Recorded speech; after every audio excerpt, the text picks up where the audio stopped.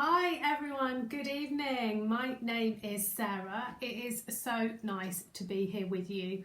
So hopefully you find me. I'm going to just chat for a minute before I really get going, just to allow people to join. If you are hopping on and watching me live, if you can give me a like, say hello, make a comment, it means that the notifications go out to the rest of the group a little bit quicker, and we tend to get people managing to catch the start and join us live really quickly. So as you're jumping on, then please say hello to me. Tell me where in the world you are. It feels strange coming into a group where you're kind of not obviously my people, so I don't know where you're from. Are you from all around the world? So tell me where you are. What have you been doing with your day? If you're not from the UK, tell me what time it is. I'm dreadful at knowing what all the various time zones are. So here in the UK, it has been glorious today. There is not a cloud in the sky. I hope if you've been able to get out and enjoy it a little bit.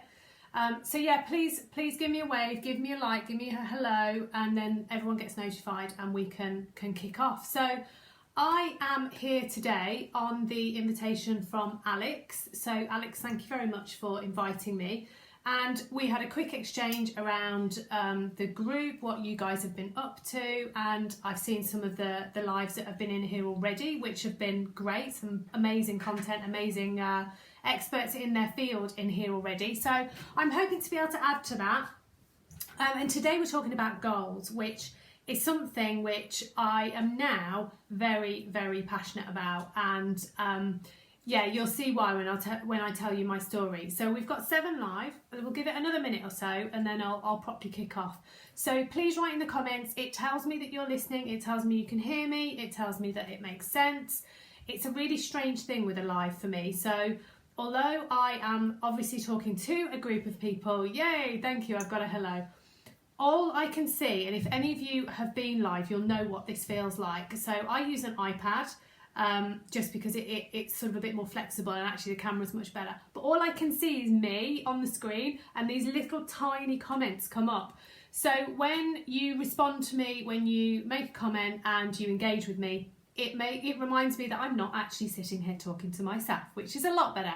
I feed off your energy, and I would love to be able to answer your questions here and now as well. But equally, if you've got any questions and you're watching this on the replay, ask them in the same way as the people who are joining live will do. And if you tag me by name, I'll come in and have a look. I will really try and get through the comments as soon as I can, if you do have any as a result of this. So my final thing to mention before we absolutely start, because we should be, everyone will have joined that will live, is that if you like what you've seen, if you like what I do and what I describe to you, you can join me in my group, which is called Employed to Empowered. You've Got This. I put it in the header of the group.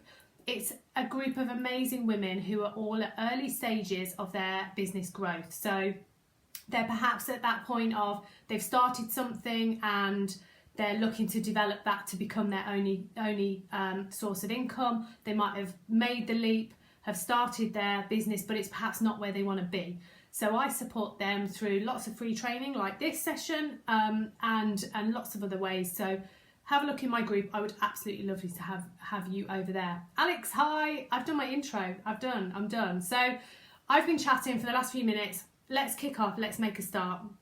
So firstly, to kind of add a bit of context into why am I sitting here now talking to you about goals? Like, who is this random person that's just dropped into this group? So let me just tell you kind of where I come from. This is going to be brief, I promise. Stay with me. So I spent 20 years in the corporate world. I was all sorts of roles through all sorts of businesses, made my way up the greasy pole that is the corporate industry, in automotive, most of it actually. And I had a team of people who I loved managing, and I'd got to that point where I needed to make some real specific compromises in my home life to be able to get to that next stage. So it would have meant staying away, sacrificing family time, and I wasn't ready to do it. So I bailed out. I did the brave, I'm off, I'm not staying in this world. And I left that very good job without anything to go to. And I just kind of went, right, no, that's it. I'm going to have some time with my children. Did that for a little while, took stock and decided to become a coach. And when I first started, I coached women who wanted to improve their confidence. So it was quite specific, but I quickly learned it wasn't specific enough. I was attracting people that were on two sort of ends of the extremes of needing help with their confidence. So I then niched down to help women do what I did, which is to make that leap and start a business. So I went back into my business training. I did an HR and business degree. I went through training for myself. I've got a really annoying hair, sorry, that is in my mouth and on my face tickling me. And I went through that whole kind of refresh myself to be able to talk with authority about the growth of a business. But effectively what I do is teach what I have done to grow my business to where it is now. So where does goals fit into all that then? So my relationship with goals is a bit of a bumpy one, it's fair to say. When I worked and when I was first as a team member, we would have to set ourselves our goals. And it was very much, right, beginning of the year, sit down, write your goals for the year. Tell me if anyone else has had to do that, because it's a really strange thing to have to sit down in a business sense and write the goals, which are always for somebody else, aren't they? So you're having to write something that says, well, I'm going to make sure I'll get so many sales, or I'm going to make sure I'm going to achieve this, this and this. And it's all for the business you work for. Now, don't get me wrong. That's why you're there. That's why you're being paid. But writing goals for somebody else always felt really strange. But I got really good at working the system, and I used to be able to know that I'd sort of 9/10 done the goal before I'd even written it, so that, you know, I'd get 2 months in and go, oh look, I've done that goal already, write it up, put it in a drawer, forget about it. So I kind of used to work the system. Does anyone else feel that with goals? You kind of go, oh God, it's that time of the year.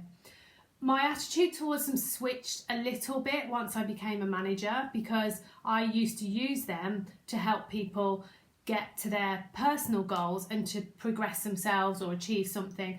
So I used them in a better way as a manager, but I was still, for my own, I was still very good at sort of fudging them and getting to a place where I sort of, not that I'd totally done them, but I knew it would only take a small amount of time to sort of nudge them over the line, and I'd done them. But actually, from a personal perspective, I was never very good at creating a goal. So when I left and I could kind of rip up all of that principle, I went into my business going, right, so I've got a plan, I've got a certain thing I want to achieve, I want to do this, I want to do this. And I got really busy. I got into the building stage and the research, the learning, the just filled my time with stuff in a very unguided way now that I look back. So what I quickly established was that I'm a doer. Like, I'm a get on, get your sleeves rolled up and get on with it. And the benefit of that is huge because it gets through loads of stuff. But the major downside of that is that I was just kind of drifting along, and I'd think, oh, that seems like a fun thing to do, I'll go and do that. Now that's felt really satisfying to get that ticked off the list and done. And then I'd go over here and I'd go and do this thing, and then I'd go over here, and then at the end of the week I'd sort of sit down and go, yeah, I've still not got any clients, or I've still not done the thing that's actually got my message out to the world, or but I'd been so busy, like I'd crammed my time and been constantly on the go. So who does that resonate with? Who's busy? Who's busily working on something, be it your goals for your business or something that is towards a thing that you're trying to achieve? Hi Nadia, lovely to see you. I think I missed a comment, sorry. They fly up and then they're gone. Alex, yeah, you're right. We always have to plan for our work, but we don't plan for ourselves. Yeah, it's true, isn't it? So if that makes sense to anyone, how are you experiencing that? How does it feel to kind of drift and go from this thing to this thing to this thing? When I was in it and I was doing it, I thought it was amazing because suddenly I was my own boss. I could decide that on a Monday I was going to do that, and on a Tuesday I'd do that. And actually, if I didn't fancy doing that, I'd just change my mind and go and work on something else instead. This liberated, like, there's nobody monitoring me, there's nobody going to critique what I do, was really freeing for me. But, and there was a big but, I wasn't actually achieving any progress in my business. I was drifting in the best possible sense. But I soon realised I needed a bit more structure. So I tried to build in like daily routines, but yet it was still unguided. So what I did was the most powerful thing as yet that I've ever done in my business, which was to go and get some help. I kind of went, oh my goodness, I've been working for like 6 months on doing this thing and I don't actually have anything to show for it. Like, I have been working my butt off for this time and I haven't got a client yet. I've got like a load of stuff produced. Like, I was even writing courses for people that I hadn't even ever spoken to, for people that I was planning on serving, which now as I look back, having had the experience that I've had and helped the women build their businesses too, that's absolutely upside down. You need to do the piece around getting the clients first before you start to try and deliver for them. Anyway, that's a different topic. So I went and got myself a coach, and the first thing this coach said to me was, what are your goals? And I was like, well, I want to grow a really successful business. Okay, that's not actually a goal, that's just like a wish list. That's a general, fluffy, woolly statement. And I was like, oh my goodness, but I thought I was like really driven and really focused and really on it. But I wasn't, I was just drifting along. So what they taught me was the way to use SMART goals, which is what I'm going to talk you through now. I'd heard of this before, we talked about it in a work sense, and I had sort of dipped my toe in, but I was a massive cynic, let's not forget, about the principle of goal setting, and people package it up in all sorts of different ways. So I've had them called personal objectives, balanced scorecards, we called them in one place. Like, what even is that? So I was very skeptical about why I should and how it would help me. So they had to win me over to be able to get me to actually commit to writing these things. But the way in which it was presented to me was, if you set yourself a goal, you create focus for what you're doing. And I was like, no, I'm so focused. Like, what I do every day is I don't get distracted from what I'm doing. But the thing that I was doing was unguided.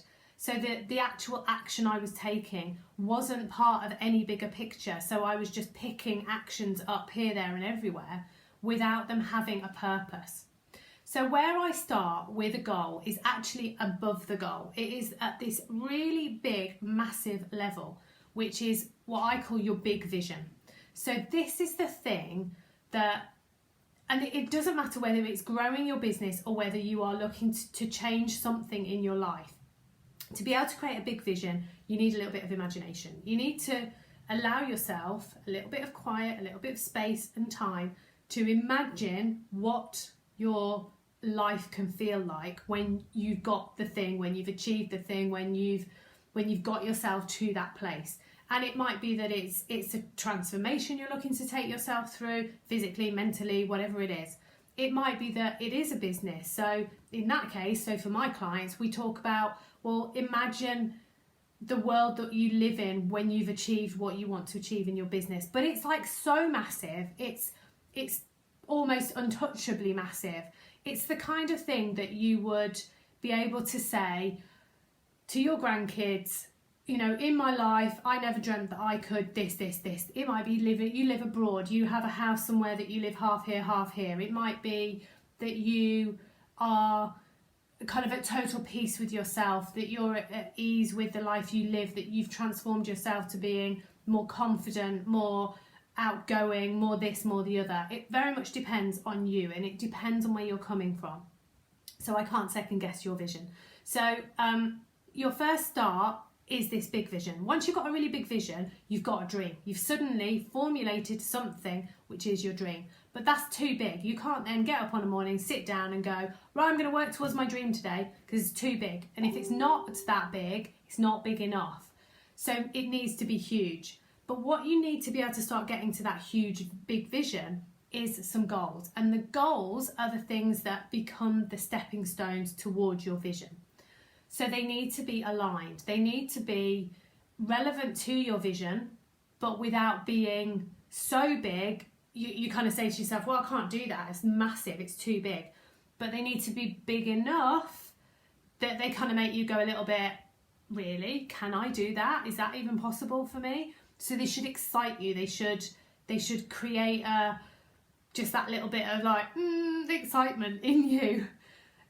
if you get to that point, then you can get your goal really nailed down. So let's talk through the SMART principle.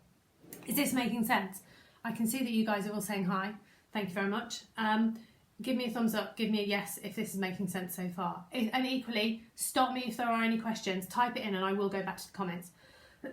So, your first one on the SMART, it's an acronym. So if you've got a notepad, write it down the side, SMART.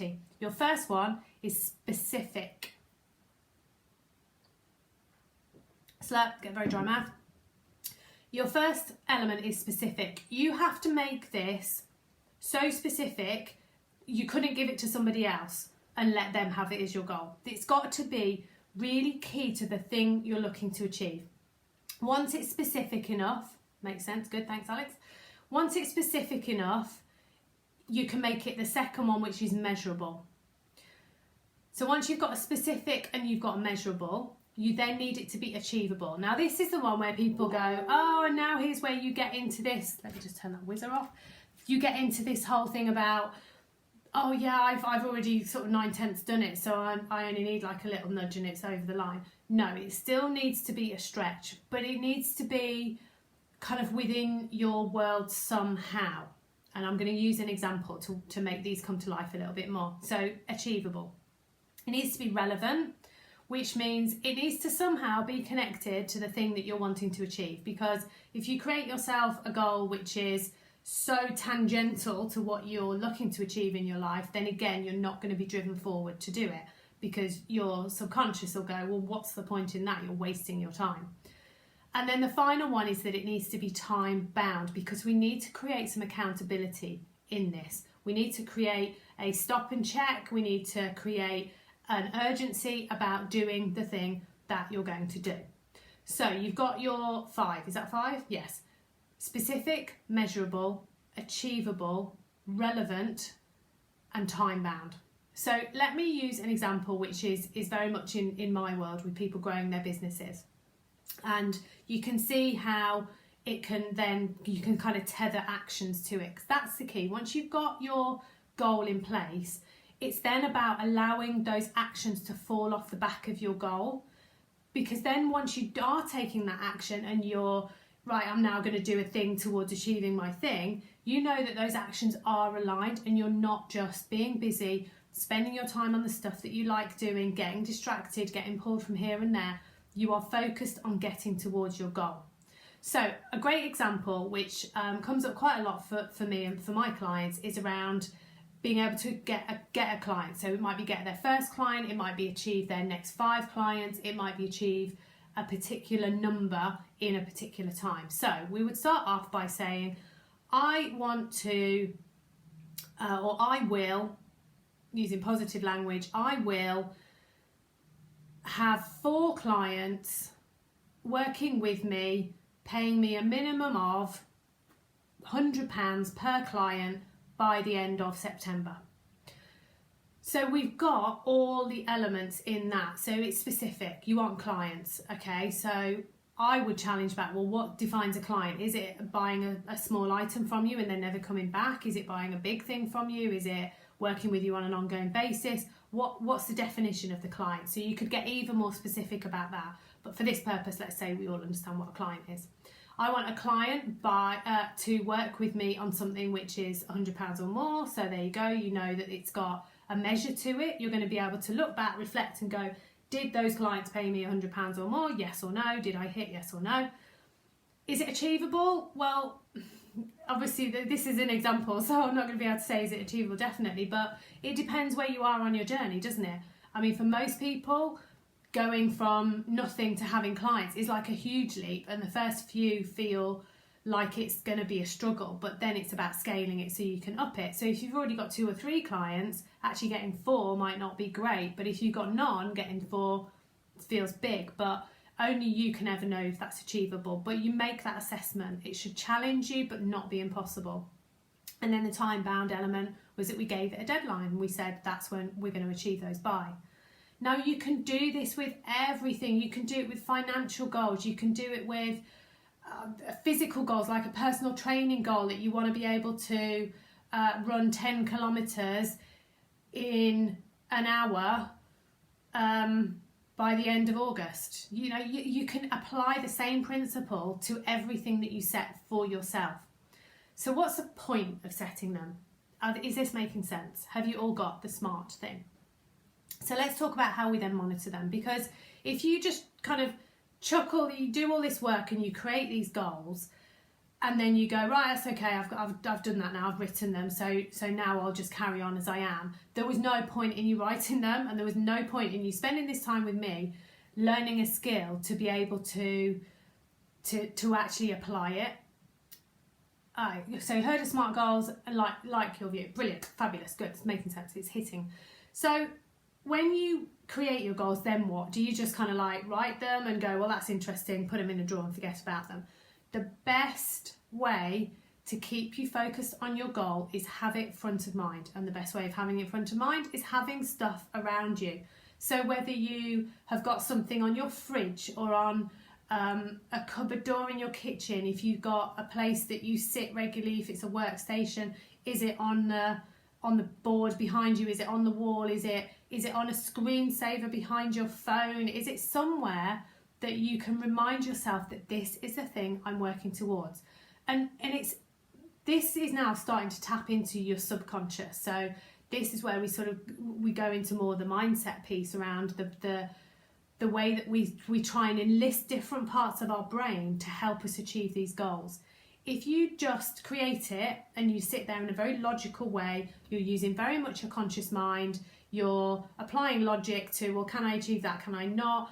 And then you will also find that while you're writing that, your solution brain kicks in, because it goes, well, you could this and you could that and you could this.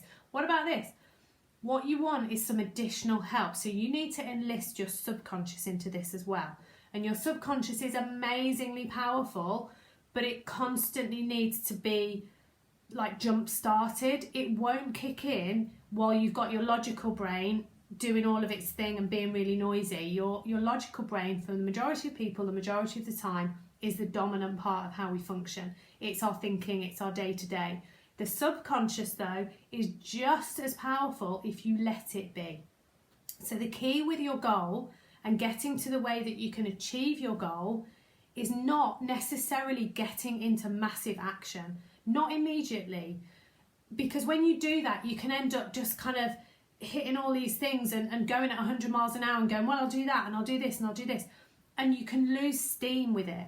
Whereas if you allow your subconscious to kick in and to show your logical brain that actually there might be an alternative that it hasn't even considered, then it's amazing how solution-based your subconscious can get. So what do I mean? Putting it everywhere. That's one great way. But reminding yourself about it, reminding yourself what you're working towards, discussing it, as simple as that. Sharing with friends, sharing with family, sharing in these types of groups. These are the goals I'm working on at the moment, because that has a great, again, psychological benefit that you've kind of put it out there. You've gone, I am looking to achieve this, this and this and this. And as soon as you put it out there, guess what? There's a pressure on you to achieve it. It's like the person that goes out and says, oh yeah, I'm training for the London Marathon. Like, how many people do you know that then end up going, yeah, I just kind of gave up on the training and I didn't bother? They don't, because they've made that public commitment. They've said, if this is something I'm going to achieve, and they work and they work and they work at achieving it.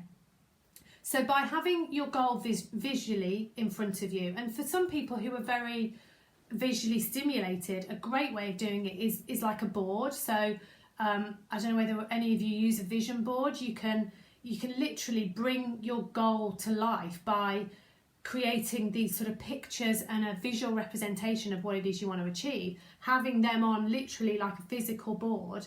It's like I used to do as a kid. I used to do a collage, so I'd like get a magazine and I'd cut out pictures and things that I liked I'd want for my house. I did it every time I was about to move house. It used to drive people mad. But I'd kind of create this visual thing that said, this is what I want my house to look like. It's the same with your goal. What is it that your goal is going to look like when you've achieved it? What is it going to represent for you? What's it going to mean for you? And make it as visual and as descriptive as you can, so that that's again somewhere else that you can see it. So all the time your brain is processing, I know that my like headline goal, my main goal is this, and it's kicking in with that solution-based piece. once you've got it into your subconscious works then with your logical and your conscious brain to get that moving. So you can't just produce it, put it everywhere and then sit back and wait for it to happen. Be nice if we could, wouldn't it? We just kind of create this stuff. You have to do something which moves you towards it. So how are you going to decide what you do now? Because rather than getting up and going, well, I'm going to do that and I'm going to do that and I'm going to do that, and flitting between all these things, what you should now be doing is saying to yourself, what actions do I need to take to achieve that goal? What information do I need? What resources do I need?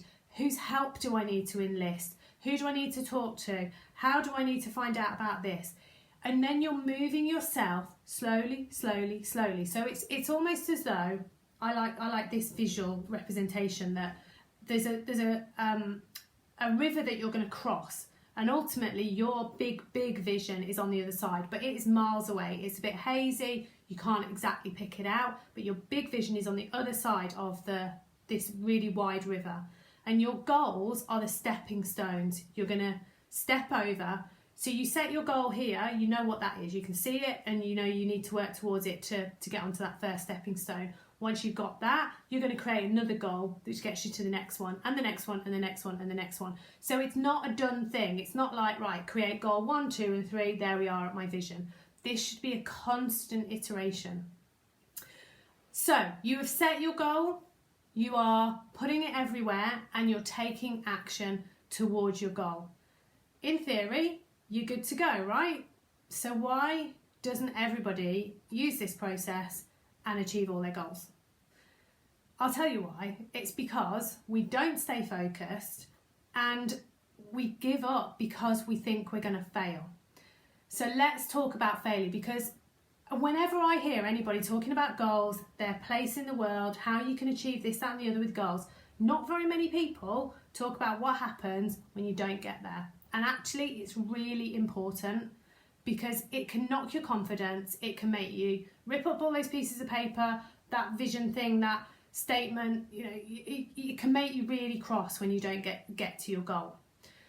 So the first one is avoiding not getting there. So you don't set it and then say, right, at the end of September, I'll sit down and assess. You can't do that, can you? You need to constantly reflect. How am I doing? How have I moved myself closer? If I haven't done that enough, I need to do more of that. Is there any more that I can do to that? Do I need this? Do I need the other? So you've got to revisit it and your progress against it. And the best way to do that is keeping some sort of log, whatever it is, you know, be it a back of a notebook, be it a list of numbers if it's a specific financial one. Keep a log all the time. So you're looking, going, right, okay, so I said I would get 3 clients by the end of then. I've got 1 and I've got 2 people maybe that I'm talking to. I've got somebody else in the wings. So you should know all the time so where you are on that journey to achieving them. Now, if you know that you're going to like miss by miles, like you haven't got an absolute hope in heck of getting there, what do? Do you just go, well, forget it? No, you reassess. You take your goal and you rewrite it, because that goal wasn't right. It was either too much too soon, it wasn't relevant enough, or you stretched yourself too far. So give yourself a break before you beat yourself up and go, okay, I didn't even get to the time, and I'm going, do you know what? I'm going to reassess right here and now, because I'm not going to wait until I've missed it and then get cross about it. I'm going to reassess, realign, and I'm going to go again. So it's almost like saying, okay, so I was on that path and I've realised it's not the right path, so I'm going to bring it back and I'm going to go on this path now. But that is okay. And you know, I want now, here and now, you to take the permission from me to say that's okay. It's fine. They're your goals. Even if you've gone out and you've made some massive public statement about, I'm going to this, I'm going to run the London Marathon. Well, fine. Restate what you're now going to do. Don't beat yourself up, because the worst thing you can do is end up going into this kind of space of lack and scarcity and, oh, I'm failing and this just isn't, because that just sucks you down. It sucks your energy away. Reassess and go again. So what if you get really, really close, like so close, but then you don't quite get there and you feel bad? And I totally get this. I set goals for myself on a regular basis that I don't achieve, and I'm fine with that. I've allowed myself to be fine with that. But for the first few, and actually probably even now, I would get really cross. I'd have like a couple of hours where I'm just furious, and I'm just like, oh, I've got to this point and this was my cutoff and I wanted this and didn't get there, and now like, let yourself have that. Like, it's okay, it's fine, because if you're not passionate about something, if you're just like, no, well, then again, that goal wasn't deep-seated enough in you. If you felt passionate about something and you didn't get it, let it out, you know, go and shout and scream in a field, or go and hoover vigorously, or whatever it is to vent that frustration, and then take a time to review. And this is what people don't do. They get cross, they give up, and they go, oh, the whole thing's off, I'm not doing it again, I'm not making another goal. The beauty and the learning comes from reviewing it. So why did you not hit it? And as a coach, this is the piece that I bring. I'm able to sit really impartially and really press and press and press. Go, well, why didn't you achieve that? Oh, because the blah, blah, blah. And the first surface reasons are always external, always guaranteed. Oh, well, the customers just weren't buying. This happened, this happened, and we blame. That is our default for most of us. We blame others, circumstances, external, this, that, and this, that. But actually, the truth is always an internal thing. It's you. You didn't do something, you didn't feel right about something, you weren't aligned to your goal properly, you didn't set it with true, total commitment. It's always within you as to why you didn't achieve it. And being able to get to that point on your own is pretty tough, actually, because it involves being really quite hard on yourself and sort of digging deep into, but I felt like I did it all.